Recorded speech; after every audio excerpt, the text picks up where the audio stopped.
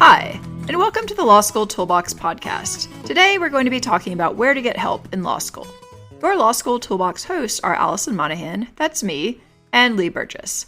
We're here to demystify the law school and early legal career experience so you'll be the best law student and lawyer you can be. Together, we're the co-creators of the Law School Toolbox, Bar Exam Toolbox, the Catapult Conference, and the Trebuchet Legal Careers site. I also run the Girls Guide to Law School. If you enjoy the show, please leave a review or rating on iTunes. And if you have any questions, don't hesitate to reach out to us. You can reach us via the contact form on lawschooltoolbox.com, and we would love to hear from you. With that, let's get started.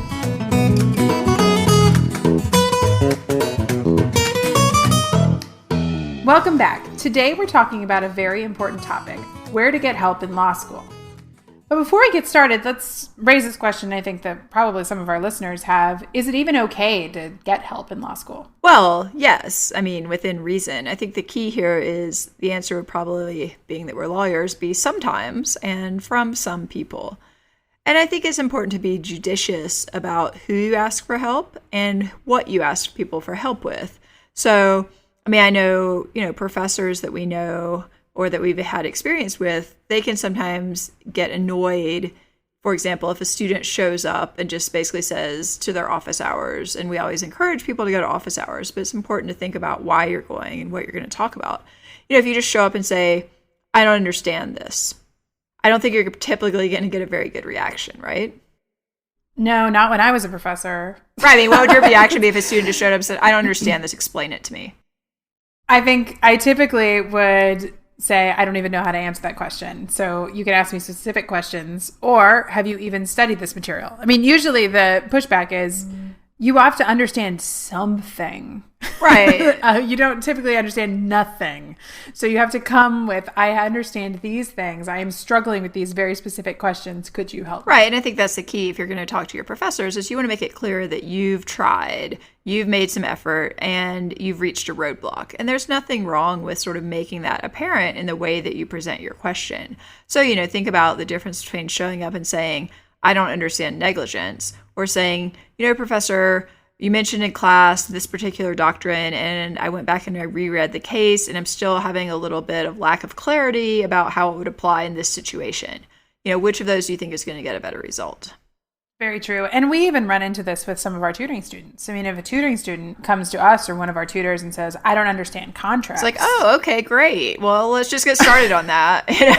Yeah. There's no answer to that question, But if somebody says, I'm really struggling with promissory estoppel. Yeah. It's like, okay, well, we can start at promissory estoppel. Now, what about promissory estoppel do you know? Right. You tell me what you understand and I'll help you figure the rest out. Exactly. And I think that's the part that law students kind of forget, is that the struggle is very important, because in practice, if we take a step back and look at the big picture, you're going to be presented with areas of the law or questions about the law that you've never seen or understood before. And you're going to have to learn how to learn it so you could argue it for your side of the case. And one of the exercises you have to go through in law school is learning how to learn the law. And that's one of the important things that you need to do in law school, is struggle with it, try and teach it to yourself. But when you need help, you can definitely reach out to get it. And it's not just the case that this applies in law school. I mean, for example, I was thinking when I was writing some notes on this episode, I'm in a group on Facebook for people who are interested in sourdough bread. And they want to make sourdough bread. You can laugh, but it's actually a very interesting group. But it's the same thing. If somebody shows up and they say, I don't know how to make bread, the moderators are typically like, well, why don't you go do some research on that? Because there are a lot of resources available to you.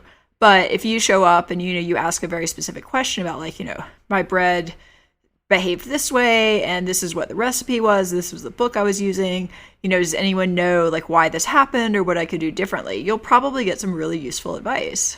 That's very true.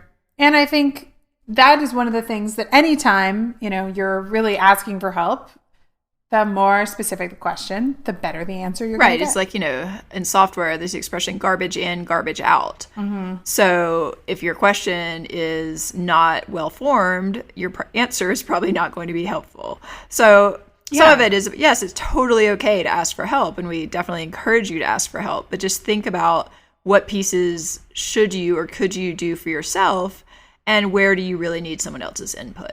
Now, this is different from being afraid to ask a question for fear that you might look stupid. Right. You should ask questions. You should not go around totally confused. You may need to be smart about who you ask questions to, and we'll talk about that in a few minutes. But don't feel like, oh, well, I can't ask questions because I might not seem like I know what I'm talking about. It's okay to say, I don't understand promissory estoppel. It's just not okay to basically say, I don't understand contracts. Somebody else, it's their responsibility to teach it to me. I mean, even if you send me an email asking for help and say, I'm a law student who wants help. It's like, oh, and it's okay. Like, great. I don't even have enough information. I don't know where you go to school. I don't know what year in school you are. I don't know what classes you're taking. I don't know what you're struggling with. I don't know when your exams are. I don't know any information. And so it's going to take us 4 more emails probably to even get to the point where I can tell you if I can help you. Right. Because you're just not asking thoughtful questions. Yeah. And I think one of the things I heard someone say once about this idea of like, can you ask the stupid question? She said, basically ask yourself, is there any reason I should know this? And if the answer is no, then ask the question. If the answer is yes, then go look it up and basically teach yourself. Right. I probably wouldn't go to my professor in law school and say, I don't understand how the federal court system works. Can you teach me? Right. That's the sort of thing where it's like, what do you mean? Can you just go to Wikipedia and learn that there are district courts, like circuit courts and the Supreme Court? So there are these lines of, okay, fine, there's not ever a stupid question, but some questions are better than others. Very true. And we're all adults here. You kind of should spend time educating yourself if you can. Yeah, but if you reach a point where you're like, I don't understand like some specific element of federalism, that's a different scenario. Exactly. Or I had a student tell me, well, I'm struggling with criminal law. And it's like, okay, well, where in criminal law? Well, I don't understand the difference between specific intent crimes and general intent crimes. It's like, great, I can answer that question for you. And that's actually a hard concept. That's a difficult question. That's legitimate. That's legitimate. I had that question when I was a when else. Yeah, that's like a subtle concept that, a lot of like lawyer, you could write an entire law review paper. Basically, if you could write a law review article about it, it's probably a valid question to ask. If it's like Wikipedia quality information, just go to use Wikipedia. But what about other students? I mean, we're talking a lot about asking your professors questions. Do you think it's good to ask other students questions, especially about substantive areas of the law? Well, I think you have to be careful. There's no problem in asking the question, no harm necessarily. I would be judicious in considering whether their answers are any more correct than yours. In some cases, if you're in a study group or you have classmates who like understand a concept, they might well be able to explain it to you. The problem is you don't have the knowledge necessarily to know when they're correct and when they're not correct. What's your thought on this? Right. Yeah, it can get really sticky. Sometimes your friends can get a concept. Like I remember when I was taking property, I had a friend who really understood estates and future interests and things like that much better than I do. I know, really? Which makes everybody shudder. I know. Like someone actually understands that? Well, he understood it better than I did, at least. He and I studied it a lot together, and he actually ended up teaching me a lot of that stuff. In the end, I ended up doing better in the class than he did because I still knew and mastered the material for the exam, and I had better exam taking skills. So, just because he knew the law didn't mean that he had the best way to approach the exam questions on the test. So you have to just be really honest with yourself about what your friends can offer you. Also, a lot of law students get really confident about stuff they don't know about. And I've even had a situation in my law school where a teaching assistant for my criminal law class gave us bad information in a review session. Don't trust your TAs completely. No, because they're students. Just 1 year out. Yeah, I was a TA. I made stuff up all the time. It was a very specific question on vicarious liability for criminal law, which is also a difficult concept of when you can be vicariously liable for someone else's actions. And I was lucky because my dad practices criminal law, and I called him and said, I don't think this sounds right, and my exam is tomorrow. Yeah. And a lot of people just believe the TA. And so you have to just be... Trust but verify. Trust but verify, and ask if it passes the sniff test. Yeah, I studied for my contracts exam with someone whose father was a contracts professor. And we would get to these situations where, there were 3 of us studying together and we'd all be like, in the day before the exam, I don't really know. And she would call her father. Yeah. Very handy. So, I guess the moral of the story is like make friends with people's parents. Who are large law professors, and who will answer the phone the day before your exam. Exactly. But even then, if you're, even then, you still need to verify. Like, just because her father told us something didn't mean he was necessarily on the same wavelength as our professor. Right. Or would have taught it the same way. Yeah. But, you hope that, they're correct, but you never know. You never know. So your professors really are the best resource to go to. And why is this? Because I think their word is the law. Their word is the law, and they're going to write your exam. It doesn't matter actually if your professor is right. It's like what's the quip from the Supreme Court? We're not infallible because we're final. We're not final because we're infallible. We're infallible because we're final. Final. Your professor is infallible in this situation. Exactly. And a lot of people don't want to go to their professors because they either think they're intimidating or they don't like them. Both of those things are valid, but that's not a good excuse to not go to office hours. Sometimes professors have a very different persona in office hours. You may even be pleasantly surprised at how kind or helpful a professor is during office hours, but you need to try, because if they are willing to help you, they are really one of the best resources available. Right. And one strategy, if you're really intimidated about office hours, is, you can sort of, in a lot of cases, kind of pre-email your question to your professor and say, I'm coming by office hours tomorrow.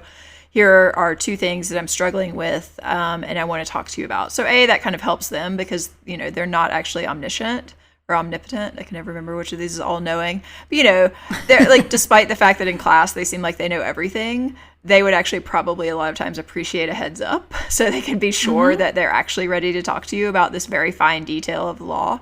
And it gives you a framework. You can go in with your email printed out and you say, I sent this to you yesterday. These are the problems I'm having. And it just kind of gives you a structure for that conversation can be less intimidating than walking in and then being like, what do you want? I think that's very true. And I think, sometimes professors may even be teaching a class that they haven't really taught in a long time. For the first time. Especially these 1L classes, sometimes a professor will come in and they're really being brought in to teach immigration. And they get thrown into con law because they're like, it's sort of right, similar. And then right. And then they need someone to cover, a core class of con law. And then they're teaching con law and they are not a con law scholar. And so they like the heads up. So, learn about your professors too. You might also be able to understand their background and figure out ways to have them help you. Right. And they're less likely to give you a bad answer if they have some time to prepare. Yep. Exactly. Because, if you start talking about something and they're kind of like, yeah, basically remember this, but they're kind of bullshitting, it's actually possible your professor might give you bad information. It's true. Because sometimes they don't know this stuff off the top of their head either. Because it can be very intimidating. When I've taught classes, when students start to pepper you with crazy questions, you're thinking on your feet and you're weighing it. And sometimes they're asking questions that there's no direct answer to. And so you're trying to do your thought process. You can be wrong. Yeah, totally. It's possible. So, but definitely try talking to your professors and go to office hours, on a regular type basis. Do not wait till the end of the semester to go to your office hours. Professors are not going to be as helpful at the end of the semester as they will be in the middle of the semester when their office hours are not packed with people asking last minute. Right, and not packed with people asking what's on the exam. Come on, that's annoying. So if you're one of those students who's built that relationship over the course of the semester, you have a much better chance of actually getting your questions answered. Exactly. So we just ragged on teaching assistants, which Allison and I both were. Well, some of them are helpful and some of them are less helpful. Some of them are helpful some of the time. You have to be judicious about the advice that you're taking. But if you have a teaching assistant program at your school, you should still meet those teaching assistants and talk to them because they did take that professor's class. Right. If there's a section that's offered, you typically should go to it. Yes. I say this as someone who did not go to the Civ Pro section and then ended up TAing Civ Pro. However, I went once. I decided it wasn't going to be helpful. I didn't go back. But in general, it's a good place to get questions answered. It's a good place for, the TA. The thing is, I think some students don't necessarily realize the TAs are meeting regularly with your professor. I assume so. Did you meet regularly with a professor? I did. It depended on the professor, but yeah, I mean, at least I would come by their office hours and chat with them. I mean, I had a lot more information about what was going on in class, or some professors would tell me things that students were doing that were bothering them. Like we met every week. All the, the 4 or 5 TAs and the professor met every week and had a discussion about like what's going well, what's not going well, what are people not understanding. And basically, it wasn't exactly like what's on the exam, but like, these are some areas I'm concerned about with your students. It's like, oh, okay, let me tell them that. Yeah, exactly. So, I think they're still worthwhile to talk to and then evaluate whether or not you think they're helpful. Some schools also will hold workshops or presentations on either general study techniques or possibly for different classes. Again, I think these are worthwhile to check out, but don't feel like you have to go to them. Did you find these helpful, Allison, when you were in school? I'm not sure they did them at Columbia. We were just assumed to know how to do law school. Well, I mean, in fairness, at Columbia, they had like a 3-week sort of pre-program called Legal Methods, where they, in theory, like talk to you about, reading cases and that sort of thing. So my school would sometimes have some of these presentations, and every time I went to them, they gave me an anxiety attack because they made me feel like I wasn't doing enough work, or it would be like, hey, this is how you outline in an hour, and you should be this far in your outlines. And I mean, I'm sure in retrospect, if I went back to them now, they wouldn't seem so extreme. But the way that they were presented, there was a little bit of fear-mongering to them at times. I think it just depends on the content. Like I've sat through some, I've been invited to like speak at different law schools, as a sort of like featured attraction at one of these things. And, in some cases they were super helpful because it was like, here are 4 different techniques you might consider for how to outline, negligence or whatever. And it's like, wow, that was actually really useful. But I can also see where they'd veer into like, you have to do this, you have to do that, you're behind, you're not working hard enough. It's like, that is not helpful. Right. So again, if it's not working for you, leave or don't go to the next one. Yeah. But you should at least check them out because you're not going to know if it's going to be helpful unless you go. And it might be, depending on who's presenting, they might be better or worse. So. Very true. And a lot of these programs are actually run by your academic support services, whatever that office is called at your school. You probably do have that office at your school. And these are, professors or staff that are basically there to just help students academically. So they might work with students who are on academic probation. They produce, this type of workshops. They might do this kind of legal methods work at the beginning of the year. But they are very helpful and very knowledgeable about the professors and the way to be successful at that given school. So if you're struggling, you should definitely reach out and see if these professors will meet with students on a regular basis, or maybe they will help you find practice exams if you're having trouble finding practice exams for a given professor. Some of these offices even have banks of supplements that you can flip through. Anyway, they can be very, very knowledgeable and helpful people. So you should at least go figure out what's offered at your school and see if there's anything that you can, any resources you can check out. Right. And the other thing is you don't necessarily have to look just inside of the law school. So for example, if your law school is part of a broader university, there's a high likelihood that the school has a writing center. So, obviously you have your legal writing professor who can be a good resource, but say you're having trouble writing more generally, go to the writing center, and they're probably used to working with law students, so they would probably be happy to work with you. And that could be a good place to get help with your writing outside of the law school. Another thing is if you're a student with a disability, sometimes your school or the university will have a disability services office, but sometimes academic support can also help students with disabilities either connect you with tutors if that's one of the accommodations, or note takers. Some schools have note-taking programs where you can get copies of other students' notes. So things like that, like you just want to research what your options are and make sure that you have access to, that what resources are available to you so you can access the ones you think will be Let's helpful. drill down on that a little bit, because we see, a bunch of people who come to us sort of later in the game saying, well, I know I had a learning disability, but I didn't really want to get accommodations my first semester because I had always been okay, or just I didn't want the stigma. What do you think about that? Having seen lots of students in law school either not get accommodations when they needed them and then regret it, or believe that they are struggling with a learning disability and then not getting tested and then having that reflect poorly on their grades. I know it is a very difficult emotional thing to do and to get through, to kind of admit that you may need these accommodations. But if you need them to be successful, you need them, and that's okay. So that's how you level the playing field with all these other students. No, and I think that's the point. It's not that you're getting some special assistance, it's that it's allowing you to be on a level playing field with someone who doesn't have this disability or this issue and really show your knowledge. And if that means that you need to be in a quiet room because you get easily distracted, then that's fine. Right. Or if you need extended time because you get easily distracted, or because you need to take breaks because you have an arm injury that makes it painful to type for long periods of time, that doesn't mean that you are not going to be as successful of a lawyer. Right. Or like, for example, when you practice on the bar exam, like you're breastfeeding. Like, okay, you get extra time because you are going to like feed another person. Right. Exactly. And, pumping breast milk is not conducive to writing bar exam answers. So it is just important for you to think about these as not a reflection on you not being able to do this sort of work. It's that these accommodations make it able for you to be the law student you should be. Right. They enable you to show everyone what you're capable of. That being said, please do not wait until the end of the semester to try and research accommodations. If you believe you need accommodations, either for a known learning disability or physical disability or something along those lines, immediately follow up with the registrar. It's typically the registrar's office that controls things like that, or the disability services office at your law school, or maybe the university as a whole. But find out the steps, because the process can typically not be quick. There has to be documentation. There may need to be meetings with people. And if nothing else, there are just communication channels, like the disability services has to tell the registrar, who has to tell the dean's office, who has to tell the proctors, who has to... You don't want to be dealing with this like the day before your exam. You want to know what accommodations you're getting. And a lot of this, sometimes it's throughout the semester. It's like it doesn't do you a whole lot of good to get, notes taken for you if you don't get those notes until November. Exactly. You need them every day.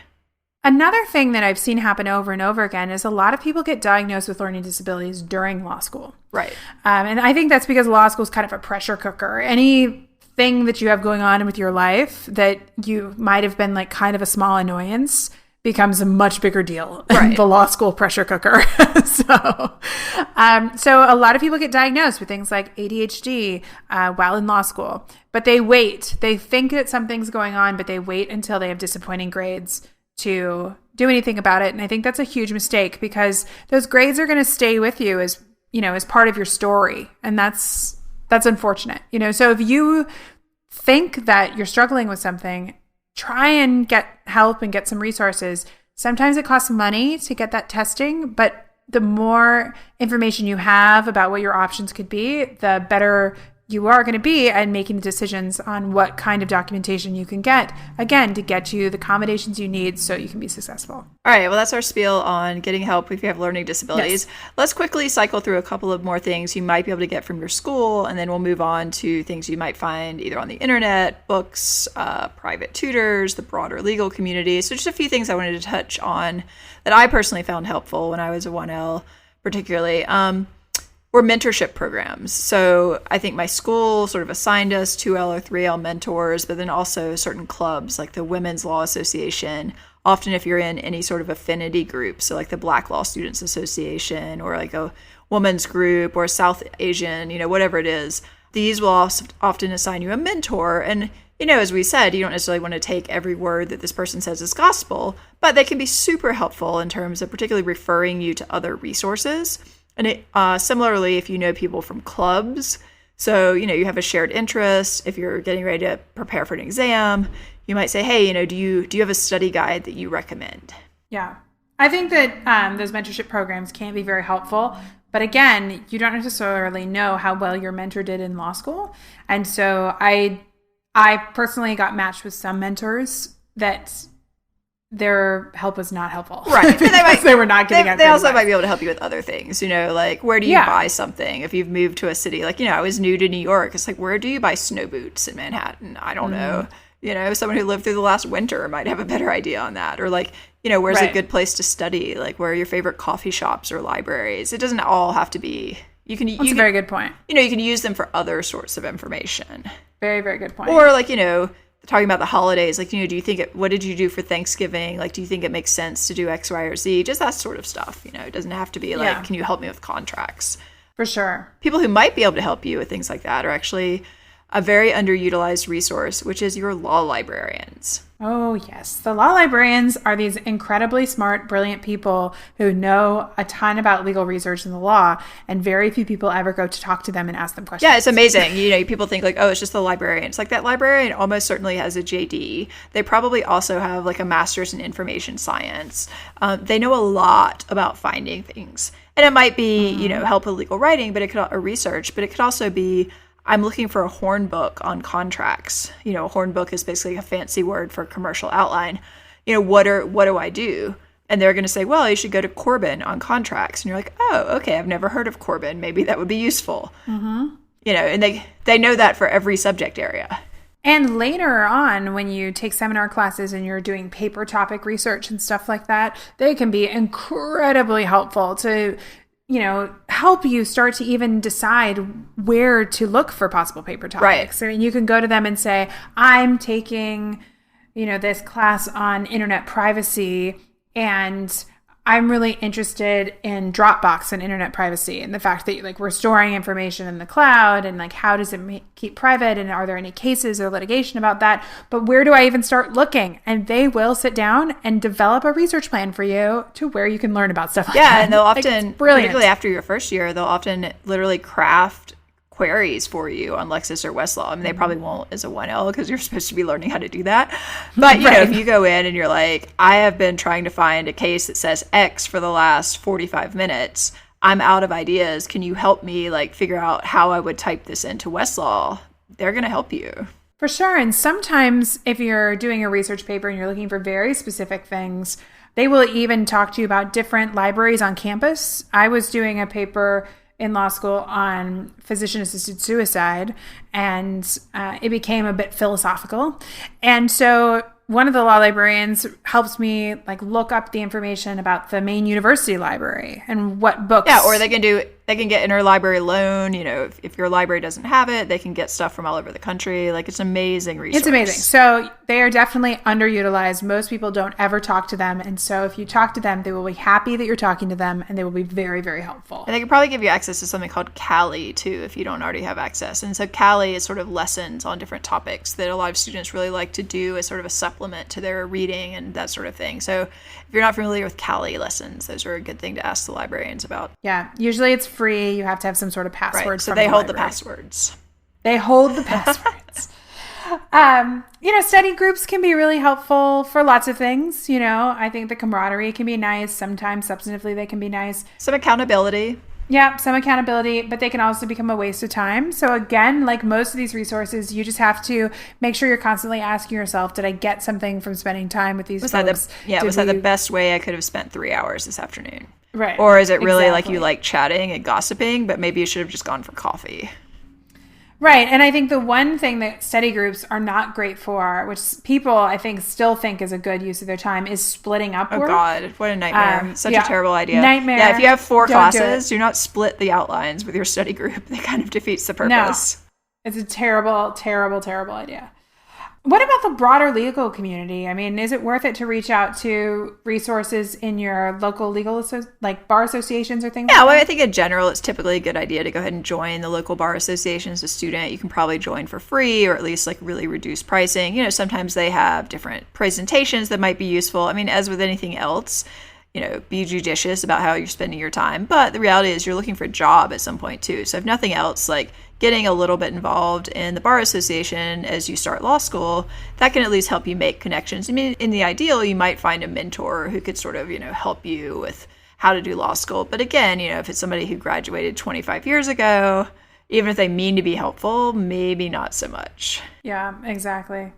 What about our good friend, the internet? What about information about the internet? Internet. I mean, we're probably going to sound like a broken record here, but again, trust and verify. Yeah. Yeah. I mean, I think there's a lot of good quality information on the internet, not just on our websites. Our websites, of course, are absolutely trustworthy.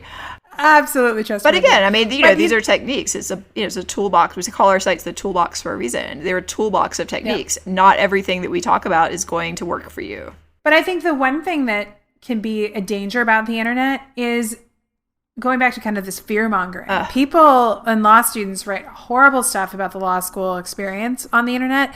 And there's a lot of really like depressing stuff about jobs and stress and unhappiness and people struggling. Yeah, I mean, there are like various forums. I mean, for a while, I mean, I know Reddit has like a law school subreddit that I, at one point long ago, dipped my toe into and was just absolutely horrified by most of what went on.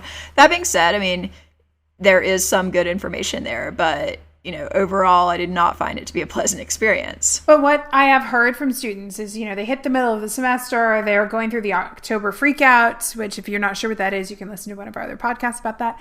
And then they decide that they're going to spend a lot of time researching like unhappiness in law. Well, or they try to get substantive materials off the internet. So it's like, I'm taking torts. This is our case book. Does anyone have an outline? It's like, that is not a great idea. Typically, like, you need it if you're going to get any old student outline, it needs to be a student outline from your professor from that class. And even then, you have to be a little bit suspicious of, does this person know what they're talking about? You're just getting a random outline from some random class, a different professor. I mean, it's amazing. There are all these outline banks and people think that they're useful, but I think it's a little nuts. Yeah, I do too. I mean, information overload is a problem too. You don't right, and then how do you figure out? You have to look at like 50 of them to figure out which one might be useful. It's like, just go buy a commercial outline or go to the library and look at a horn book. Like, get off the internet. Which leads to get off the internet. Which I think when you're looking for real substantive resources on the law, books are still your best bet. If you really need it to be electronic, you can download a Kindle version. But commercial outlines, horn books, these books are out there as verified real sources. Yeah, you can typically, like, it might not correspond exactly in format or something to the way that your professor is thinking about something, but you can typically say, okay, this information is basically accurate. Mm-hmm. So, when you're struggling and you're feeling like there's information overload on the computer, you can step back, go to the books. But information overload is also possible. Do not read 6 supplements on contracts. Pick one. That's not the best use of your time. Pick one. Talk to your mentors to see if there is kind of a norm for what supplement should be used for that class. Yeah, we can link to some of these. For example, I mean, in some cases you might have, say, the examples and explanations, like torts and CivPro are really good, and then also have a commercial outline because they're structured differently. Or like for contracts, I really like the Charleston book, which is quite short. But you're also going to want to have a commercial outline or a horn book. So, that's the maximum of what you need. Right. Then there are some courses where, in like constitutional law, Chemerinsky. Right. You need the Chemerinsky. You need the Chemerinsky supplement. I love the Chemerinsky supplement. Well, I mean, it's impenetrable without it. Yeah. I mean. And so it's like, you just need to talk to someone who's taking constitutional law and they will say, buy Chemerinsky. Right. I'm still looking for like a real property supplement that actually makes any sense. I never found a decent outline on that one. But, there are these kind of like go-to books that you should typically be aware of. For sure. So, again, the other great thing about the library is they usually do have kind of a reference section where you can, you usually can't take them home, but you can pull them for a few hours, but flip through them, see which ones make sense to you. Or go to the bookstore. I mean, imagine that. There's a place you can still go and buy books, but, they'll probably have like the 2 or 3 main outlines on a topic, and you can look through and be like, oh, this one seems more intuitive to me. Buy that one. Right. Well, now's probably the time where we have to do a shameless plug, too, because there are people out there who do private law school tutoring, like us. Exactly. Yeah, but, when students come to us, oftentimes they've tried these resources at their school and they haven't gotten the type of support that they need, or they just want somebody outside of the law school where they can ask those stupid questions. Right, like you can ask us about, I don't understand how the federal court system works, and we'll be like, okay, we'll explain that to you. We can explain. In fact, we have a video. We can send it to you. You'll love it. We do.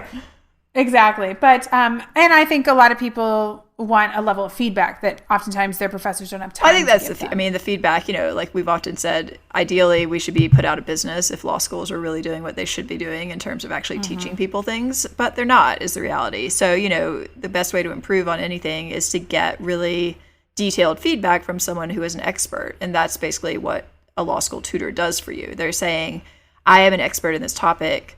I know what your professor is looking for. You need to do more of this, less of this. Now let's practice it. But regardless of whether you talk to us, you use the resources at your schools, I think one of the things that we really want to encourage you to do is get the help that you need to be as successful as possible.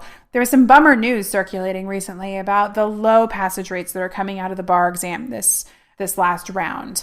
And what is sad about that is that means that students aren't good test takers because the bar exam is about exam taking skills and having a mastery of the law and knowing how to study a lot of information. And this is not rocket science. It is stuff that you're supposed to be learning throughout law school, is how to learn the law and how to write these exams. And these are teachable skills. And I think these are teachable skills. The key point is the sooner you start getting better at them, the better you're going to be. I mean, we work with a lot of people who have failed the bar several times, and, they say, wow, I really wish I'd known these techniques you're giving me when I was a 1L, because I would have done better in law school. I would have been less stressed out. I probably would have passed the bar on the first try. So better learn it now than later.